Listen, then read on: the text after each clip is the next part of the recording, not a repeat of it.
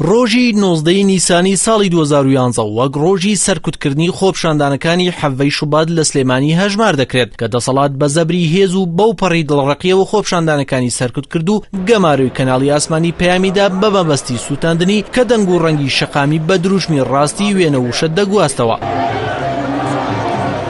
دوای ئەوەی 18 نیسان خۆپشاندانەکان لە سەرای ئازادی هێرشیان کرایە سەر و تێکدران، بەیانی 19 نیسان خوێندکارانی زانکۆی سلێمانی ویستیان وەک ناڕەزایەک بچنە بەردەم دادگای سلێمانی، بەڵام پێشەوەی بگەنە شوێنی مەبەست لەلایەن هێزانیەکانەوە دەستگیر کران و دواتریش سەدان خوێندکار ڕاپێچی ناوچەیەکی چۆڵەوانی بە ناوی قولەرەیسی لە سلێمانی کران و ڕوبەڕووی ئەشکەنجەی توند کرانەوە کە دواتر ئەو پرۆسەیە ناونرا ئەنفالی زانکۆ. لەگەڵ ئەوەشدا هێزانیەکان لەسەر شەقامەکان بەردەوام خۆپیشاندانە پچڕەکانیان سەرکوت دەکرد بەبێ سەڵکردنەوە لە هۆکارەکانی سەرکوتکردن، هاوکات گەماروی کەناڵی ئاسمانی پەیامیاندا بەنیازیەوەی بیسووتێنن ئەو دەنگە ئازادە کە بکرێت کە بووبوویە بەڵندگۆی دەنگی ناڕەزای خەڵک. هەر لە سەرەتای پرۆسەکەوە هێزێکی تایبەتی ڕەشپۆش بۆ ماوەیەکی کاتی گەماروی کەناڵی ئاسمانی پەیامیاندا، پاشان هێزێکی بێشماری ترات نەپاڵ ئەو هێزە ئەمنیە و فشارەکان بۆ سووتاندنی کەناڵی ئاسمانی پەیام زۆر بوون، تەنانەت هێزامنیەکان سەنگەریان لە دەوروبەری پەیام قایم کرد. پەیام کە تاکەچەکی دەستی ئەو پەیامە بوو پەخشی دەکرد هیچ کات نەوەستا و پاشەکشەی نەکرد. هێزەمنیەکانیش تا داد هەڕەشەکانیان زیاتر دەکرد، بەڵام هاوڵاتیانی هەرێمی کوردستان هەر لە کاتژمێرەکانی سەرەتای پرۆسەکەوە هاتنە بەردەم کەناڵەکە و پشتێنێکی مرۆیی بەهێزیان دروست کرد بۆ پارێزگاری لە کەناڵەکە،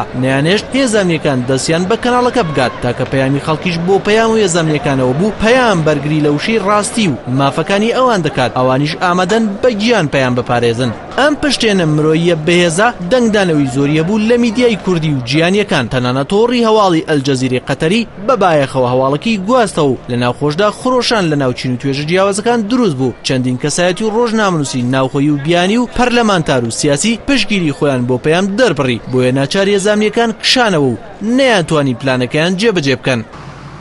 ئێستا پەیام ژمارەیەکی بێزی میدیای کوردیا لەژێر دروشمی ڕاستی و ڕاشکاوی بە ستایلێکی نوێ و کاریگەرەوە کار لەسەر دۆسیە ڕۆژانەیەکانی خەڵک دەکات و لە سەنگەری خەڵک و جەماوەرەکەی خۆیەتی، هیچ کات نە ئەو ڕوودا و نەسەرکوتکردنی پەیامنێرەکانی و نەڕێگریەکانی بەردەمی ناتوانن ڕێگر بن لەوەی بەڕاستی و ڕاشکاوی پەیامەکانی بگەیەنێت.